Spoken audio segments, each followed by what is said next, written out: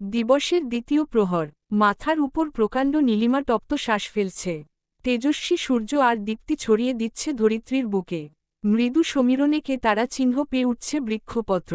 ঝিম মারা রোদে পাকপাখালিরাও বোধহয় গুটিয়ে নিয়েছে নিজেকে। পালিয়ে বেড়াচ্ছে সূর্যের তেজস্ক্রিয় রশ্মি থেকে। মৃদু আলোয় চেয়ারে হাত পা বা তারা চিহ্ন ধা অবস্থায় বসে আছে মামুন। বসে আছে নয়, থাকতে বাধ্য হয়েছে। সামনে চেয়ারে পায়ের উপর পা তুলে বসে আছে পলক। অনবরত পা নাড়িয়ে চলেছে সে। সজল পলকের থেকে হাত দুয়েক দূরে দাঁড়িয়ে তাকে অবলোকন করছে। পলকের শান্ত রূপে ভাবান্বিত হচ্ছে সজল। এ যেন ঝড়ের পূর্বাভাস। সহসা পলক গম্ভীর পুরুষালী কণ্ঠে বলল, সজল, তুই এত দায়িত্ব জ্ঞানহীন কবে হলি? সজল কিছু বুঝতে পারল না। প্রশ্নাত্মক দৃষ্টিতে তাকিয়ে রইল। পলক পুনরায় বলল, আমার মামা শ্বশুর মশাই কতক্ষণ যাবৎ অনাহারে বসে আছে। কিছু খাওয়ার ব্যবস্থা তো করবি নাকি? সজল হকচকিয়ে গেল। আমতা আমতা করে বলল, জি ভাই। পলক তির্যক হেসে একটা প্যাকেট এগিয়ে দিল। সজল হাতে নিয়ে আবার প্রশ্নাত্মক দৃষ্টিতে তাকাল। পলক ভ্রু উঁচিয়ে বলল, কি, এভাবে তাকিয়ে আছিস কেন? যা মামুকে খাওয়া। ভ তারা চিহ্ন অনে। বি তারা চিহ্ন সনা। পলক তাজোয়ার খু তারা চিহ্ন ন করতে পারে না। এটা তোর জানা উচিত। এতদিন সঙ্গে সঙ্গে আছিস, এইটুকু ভরসা নেই? সজল লজ্জা পেল। তাড়াহুড়ো করে বলল, আমি এইডা ভাবি নাই ভাই। মালডা খাইতে রাজি হইব তো? যদি না হয়? পলক ভ্রু কুচকে বলল, কিভাবে খাওয়াবি সেটা তোর ব্যাপার। সেটাও যদি আমি বলে দেই তাহলে তোকে নিয়ে এসেছি কেন? সজল আর দ্বিরুক্তি করল না। গাল টিপে খাইয়ে দিল টাডালাফিল নামক দুটো ট্যাবলেট। পলক এবার নজর দিল মামুনের উপর। বাঁকা হেসে বলল, মামুর ইঞ্জিন নাকি খুব কড়া। ছোট ছোট বাচ্চা দেখলেই গরম হয়ে যায়। আজ একটু খেলা হোক, দেখি কত গরম হতে পারে। মামুন ভীত চোখে তাকাল। সজল অবাক হয়ে বলল, ভাই কিসের ঔষধ খাওয়াইছেন? পলক হাসল, বলল, দেখবি একটু পরে, বুঝতেও পারবি। মামুর ইঞ্জিনের খেলা হবে আজ। দেখ আজ কত গরম হতে পারে মামু। ছোট ছোট বাচ্চার উপর জোর দেখানো। আজ বোঝাবো যন্ত্রণা। কিছুক্ষণেই ছটফট করতে শুরু করবে। তুই শুধু দেখার মজা নে। কিছুক্ষণের মধ্যেই মামুন ছটফট করতে শুরু করল। মোচড়ামুচড়ি করে চেয়ার ছেড়ে উঠার চেষ্টা করতে লাল। হাত পায়ের বাঁধনে টান পড়লেও অনবরত ছোটার চেষ্টা চালিয়ে যাচ্ছে মামুন। পলক আওয়াজ তুলে বলল, কি মামু, গরম হচ্ছে নাকি আরও ডোজ লাগবে? লাগলে বলতে পারেন, আরও আছে স্টকে, আনব। মামুন কিছু বলল না। বাতারা চিহ্ন ধা শরীরের যন্ত্রণায় কেবল ছটফট করতে লাগল। আধ ঘণ্টা পর পলক অভিজ্ঞ উকিলের মতো একের পর এক প্রশ্ন করেই চলেছে। মামুনও সায় দিচ্ছে পলকের কথায়। উত্তর দিয়ে চলেছে প্রতিনিয়ত। কোনো উত্তর পছন্দ হচ্ছে আবার কোনোটা না। এক পর্যায়ে পলক সজলের দিকে তাকিয়ে বলল, তুই এখন বাইরে যা একটু। আমি মামুর সাথে প্রাইভেট মিটিং করব। সজল অবাক হলেও কোনো প্রশ্ন করল না। চুপচাপ বেরিয়ে গেল। পলক মামুনের দিকে তাকিয়ে কঠিন গলায় বলল, আমার তিয়াসার দিকে হাত বাড়ানোর অপরাধে তোর এই হাত দুটো আমি কে তারা চিহ্নটে নিতে পারি এক্ষুনি। তোর পুরুষ হওয়ার কলতারা চিহ্ন অঙ্ক ঘুচাতে দিক তারা চিহ্ন অন্ডিত করে দিতে পারি তারা চিহ্নকোষ। যে চোখ দিয়ে আমার কৃষ্ণময়ীর দিকে কুৎসিত নজর দিয়েছিস সেই চোখ আমি উপড়ে নিতে পারি। এই পৃথিবীর অতি মূল্যবান অক্সিজেন তোর মতো পশুর ফুসফুসে প্রবেশ করছে। আমি চাইলেই পারি এই অপচয়টুকু রোধ করতে। এতে আমার হাত এক ফোঁটাও কাঁপবে না। তোর মতো জানোয়ারের বেতারা চিহ্ন চেয়ে থাকার কোনো প্রয়োজন নেই। কিন্তু আমি সেটা করব না। ক্রাইম করে যে তারা চিহ্ন গেলে আমার কৃষ্ণময়ী একা হয়ে যাবে যে। আবার তোর মতো অন্য শকুনের দৃষ্টিতে পড়বে। তাই জেলে আমি নই যাবি তুই। কিন্তু যে হাত দিয়ে তুই আমার কৃষ্ণময়ীকে ছুঁয়েছিস, আমার কৃষ্ণময়ীর রাতগুলো ভতারা চিহ্ন আতারা চিহ্ন বতারা চিহ্ন করে দিয়েছিস, সেই হাত আমি অক্ষত রাখতে পারব না। তাহলে আমার বিবেক আমাকে ধিক্কার জানাবে। তাই তোর হাত দুটো আমি ভাতারা চিহ্ন উমতারা চিহ্ন ভয় নেই, ব্যথা দেব না। যত্ন করে ভাতারা চিহ্ন উমতারা চিহ্ন হাজার হোক মামা শ্বশুর বলে কথা। মামুন ভাতারা চিহ্ন হাতের যন্ত্রণায় ছটফট করতে করতে বলল, আমাকে ছেড়ে দাও। আমি আর খারাপ কাজ করব না।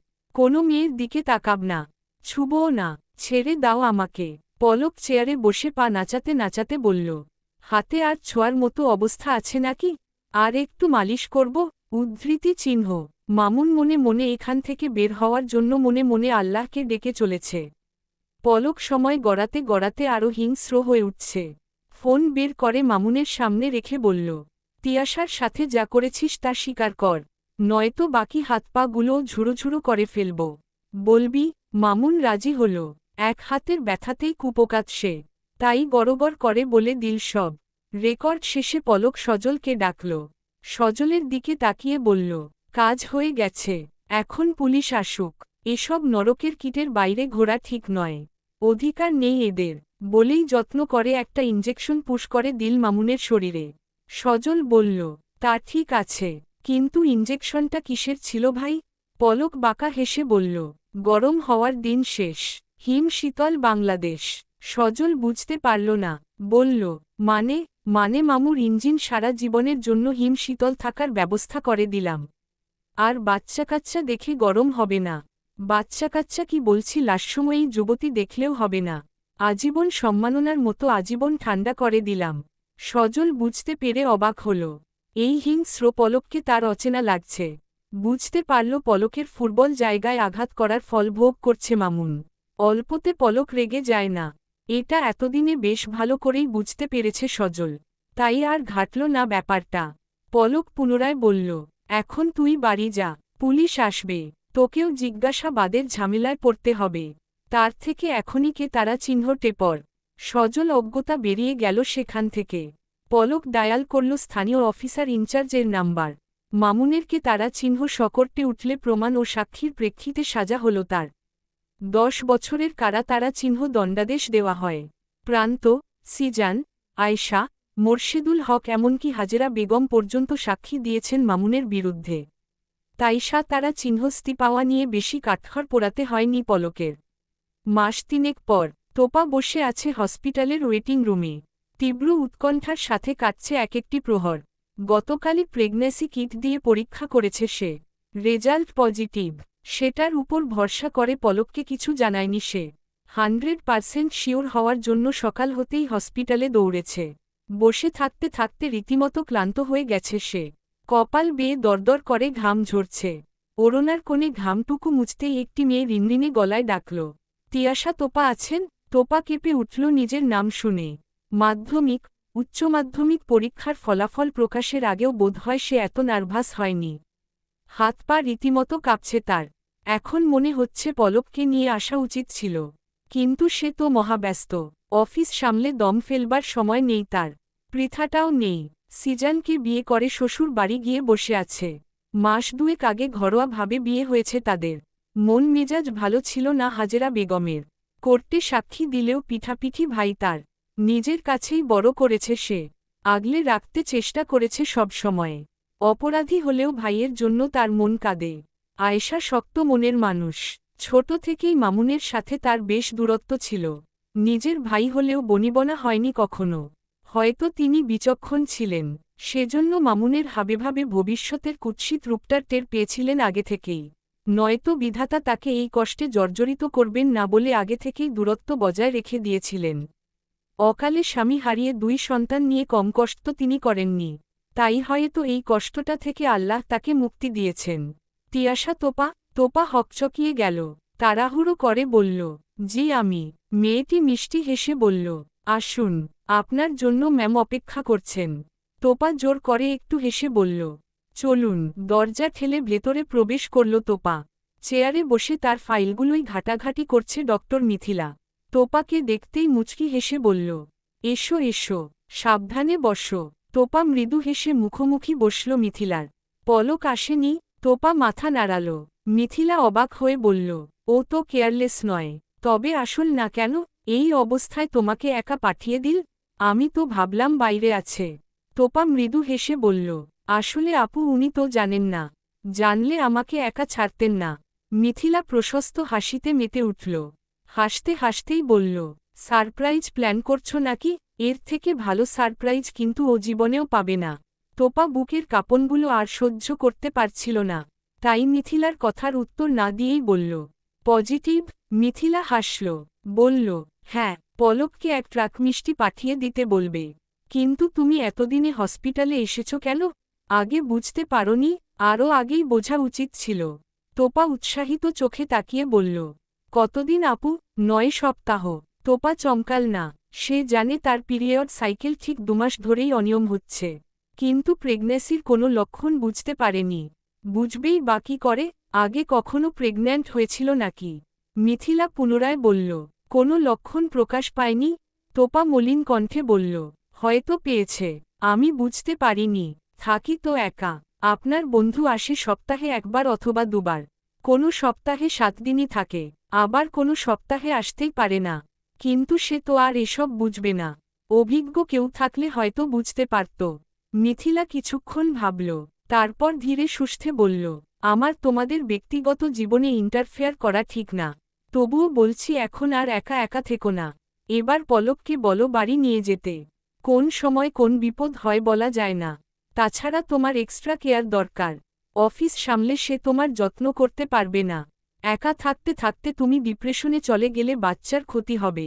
পলককে বুঝিয়ে বলো তুমি। তোপা হাসল, বলল, সে তো আগেই বাড়ি নিয়ে যেতে চেয়েছিল। আমিই যাইনি। চেয়েছিলাম নিজের একটা পরিচয় তৈরি করে নেই, তারপর যাব। কিন্তু তার আগেই তো অঘটন ঘটে গেল। মিথিলা শাসানোর ভঙ্গিতে বলল, এই মেয়ে অঘটন কোনটাকে বলছো? এটা তোমার সৌভাগ্য। আর কখনো বলবে না, আল্লাহ নারাজ হবেন। তোপা মৃদু হাসল। সে তো জানে এটা তার পরম সৌভাগ্য। একটা সুস্থ সবল পরিবার পাওয়ার সৌভাগ্য। পলক আসতেই তোপা হসপিটালের ফাইল এগিয়ে দিল। পলক ভ্রু কুঁচকে তাকাল। তোপার আগাগোড়া পর্যবেক্ষণ করে বলল, হসপিটালে গিয়েছিলে? কি হয়েছে তোমার? ঠিক আছো তুমি? আমাকে কেন বলনি? তিয়াশা খারাপ কিছু হয়নি বলো। তোপা মুখ টিপে হাসল, বলল, খারাপ কিছুই তো হয়েছে। আমি মুটিয়ে যাব। দীর্ঘদিন অসুস্থ থাকব। যে পেটে আপনি পরম আদরে ওষ্ঠ ছুঁয়ে দেন, সেই পেটের উপর অনেকগুলো দাগ পড়বে। আর আগের মতো মসৃণ থাকবে না।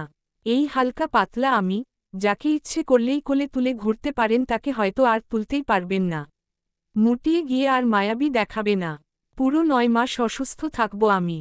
আচ্ছা তখন অসুস্থ আমিটাকেও কি একইভাবে ভালবাসবেন আপনি? পলক যা বোঝার বুঝে গেল। তোপা পলক ফেলার আগেই কোলে তুলে নিল। ঘুরতে লাগল অনবরত। তোপা ঘাবড়ে গিয়ে হাতে শক্ত করে ঝাপটে ধরল পলকের গলা। কপালে ঠোঁট ছুঁয়ে শক্ত করে জড়িয়ে ধরল বুকের ভেতর। তোপাও বিড়াল ছানার মতো গুটিয়ে গেল। লেপ্টে রইল বুকের সাথে। হাতে কোমর আঁকড়ে পেটে কান লাগিয়ে হাঁটু মুড়ে বসে রইল চুপচাপ। তোপা পলকের চুলে হাত বুলিয়ে দিচ্ছে। আলতো করে ঠোঁট ছুঁয়ে আবার কান পেতে রইল। কিছুক্ষণ পর, আমার না পাগল পাগল লাগছে। কেমন যেন সুখ সুখ লাগছে। তোমারও কি এমন লাগছে বউ? তোপা তৃপ্তির হাসি ফুটিয়ে তুলল ঠোঁটের কোণে। মুখ নামিয়ে চুমু এঁকে দিল পলকের কপালে। পলক অপলক চেয়ে রইল। হঠাৎ করেই বুঝি তার কৃষ্ণময়ীর মায়াময়ী রূপ বেড়ে গেছে। ছলকে ছলকে পড়ছে, গা বেয়ে গড়িয়ে যাচ্ছে। সেই মায় আচ্ছাদিত হচ্ছে তাদের চারপাশ। আমরা কাল বাড়ি যাব। ঠিক আছে? পলকের এহেন কথা শুনে তোপা চমকে উঠল। বলল, কালি? পলক মৃদু হেসে বলল, কালি। আমার বাবা মাকে এই আনন্দ থেকে বঞ্চিত করতে পারি না আমি। তাই কালই যাব। আমার ভয় করছে যে। পলক আগলে নিল তোপাকে। চুলের ভাঁজে হাত বুলিয়ে দিতে দিতে বলল, ভয় পেও না। আমার বাবা মা তোমাকে হাসি মুখেই মেনে নেবে। সেই ভরসাটুকু আমার আছে। তুমি রিল্যাক্স থাকো। তোপা কিছুটা শান্ত হল, কিন্তু পুরোপুরি কাটল না ভয়টা। মনে মনে রেশটা রয়েই গেল। মাঝরাতে ফোন বেজে উঠায় পলক ভ্রু কুঁচকে ফেলল। স্ক্রিনে মায়ের নাম্বার দেখে অবাক হল। কানে তুলতেই কান্নারত কণ্ঠে একটা বাক্য শুনে হন্তদন্ত হয়ে বেরিয়ে পড়ল ফ্ল্যাট ছেড়ে। তোপা তাকিয়ে রইল প্রশ্নবিদ্ধ নয়নে। সামান্য উঁচু পেটের উপর পাতলা কাপড়ের আস্তরণে আবৃত। লম্বা চুলগুলো হাতখোপার বাঁধন থেকে মুক্ত হয়েছে সেই কখন। অযত্নে অবহেলার সহিত তা বিছানায় গড়াগড়ি খাচ্ছে। পিঠে ভর করে চিত হয়ে শুয়ে মৃদুস্বরে গোঙাচ্ছে তোপা। চোখের নিচটা দেবে গিয়ে গর্তাকৃতির সৃষ্টি হয়েছে। সেখানে পড়েছে কাল রঙের প্রলেপ। কত রাত না ঘুমানোর ফলাফল স্বরূপ এই কালশিটে দাগ। চুলের ঝট খোলা হয়নি সপ্তাহ খানেক। শ্যাম্পুর গন্ধ সহ্য করার ভয়ে শ্যাম্পু করা হয়নি দিন 15। চিরুনি ছুঁয়েছে দিন 4 আগে। কেবল একটা কাজ তোপা ঠিকঠাক করেছে। সেটা হচ্ছে দেয়ালের দিকে তাকিয়ে থাকা, অপলক নয়নে চেয়ে থাকা। ডান কাত হয়ে পেটের উপর হাত রেখে মৃদু আওয়াজে বলল, মাকে আর কত কষ্ট দিবি সোনা? মা তো একা একা সহ্য করতে পারছে না। তোর বাবাটা থাকলে সব সহ্য করে নিতাম আমি। মনোবল খুঁজে পাই না যে এখন। তোরাও যদি এত জ্বালাতন করিস, মা কিভাবে সহ্য করি বলতো? একটু তো শান্ত হয়ে থাকতে পারিস মায়ের মতো করে। বাবার মতো দুষ্টুমি তখন করিস যখন বাবা চলে আসে তোর কাছে, তোর মায়ের কাছে। তখন সব কষ্ট আমি সহ্য করে নেব। এখন একটু শান্ত হয়ে থাক না মা। মিনিট কয়েক যাওয়ার পর তোপা পুনরায় ব্যথায় কুকিয়ে উঠল। গত দুদিন ধরে থেকে পেটে ব্যথা হচ্ছে তার। ডক্টর মিথিলার সাথে কথা হয়েছে এই নিয়ে। সে বলেছে এটা নর্মাল ব্যথা। কিছু কিছু ক্ষেত্রে কনসিভ করার 4 থেকে 5 মাস পর্যন্ত এরকম ব্যথা হতে পারে। ভয়ের কিছু নেই, তবে সেটা সহ্য ক্ষমতার বাইরে চলে গেলে ডক্টরের পরামর্শ নিতে হবে। তোপা এখনও দাঁত কামড়ে সহ্য করে নিচ্ছে সব ব্যথা। কিছুদিন যাবৎ তোপা আরও কিছু সমস্যার সম্মুখীন হয়েছে। মাছ খেতে পারে না, মাছের গন্ধ নাকে গেলেও বমি করে গা ভাসিয়ে ফেলে। শ্যাম্পুর গন্ধও সহ্য হয় না তার। এরকম আরও কিছু ছোট ছোট জিনিসের উপর রয়েছে মারাত্মক পরিমাণ অনীহা। ধরা বা ছোঁয়া তো অনেক দূর, কিছু জিনিসের নাম শুনলেই গা গুলিয়ে উঠে তার। আয়েশা তোপার মাথায় হাত বুলিয়ে দিতে দিতে বললেন, আমি কি তোর এতটাই পর? তোপা আবেশে চোখ বন্ধ করে আছে। ভালো লাগছে এভাবে থাকতে। মনে হচ্ছে কতগুলো দিন পর সে মানুষের সাথে আছে, আপন কারো বাঁধনে আটকে আছে, এক স্নেহমহী মায়ের ছায়াতলে আছে, যেখানে সেও তার সন্তান নিরাপদ। আয়েশা তোপার মৌনাবস্থা দেখে পুনরায় বললেন, বল, আমরা কি তোর এতটাই পর? একবার বলতে পারলি না তুই অসুস্থ? তোপা চোখ পিটপিট করে তাকালো, হাত টেনে নিজের হাতের মুঠোয় নিয়ে বলল, তোমরাই তো আমার সব আন্টি। রাগ করো না, দেখো আমি ভালো আছি। তোমরা তো এটাই চাইতে, তাই না?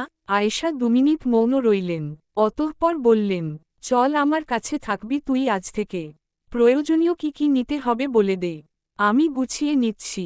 তোপা ভড়কে গেল, মুখটা কাচুমাচু করে বলল, আমি যাব না। আয়েশা হাত ছাড়িয়ে গম্ভীর কণ্ঠে বললেন, যাবি, 100 বার যাবি, 1000 বার যাবি। তোপা উঠে বসল, আয়েশার হাত পুনরায় নিজের হাতের মুঠোয় পুরে বলল, আন্টি আমি এখানে ভালো আছি। হ্যাঁ মানছি একটু অসুস্থ, ঠিক হয়ে যাব কয়েকদিনেই, কিন্তু দেখো আমার মনটা সুস্থ আছে। এখানে আমি সত্যিই ভালো আছি।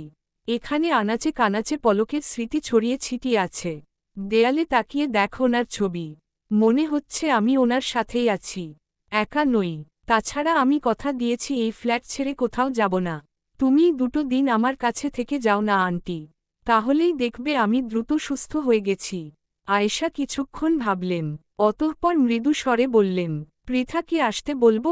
তোপা মুচকি হেসে বলল, আন্টি পৃথা এখন সংসারী হয়েছে, ওর নিজের সংসার ছেড়ে আমাকে পাহারা দিতে চলে আসবে? এসে দিন থাকলে কি পৃথিবী উল্টে যাবে, ভেসে যাবে সংসার? তোপা মলিন কণ্ঠে বলল, মামি অসুস্থ আন্টি, তুমি তো জানোই। অসুস্থ শাশুড়ি রেখে আমার কাছে এসে থাকলে চলবে? আয়েশা কিছু বলল না। কি বা বলবে সে?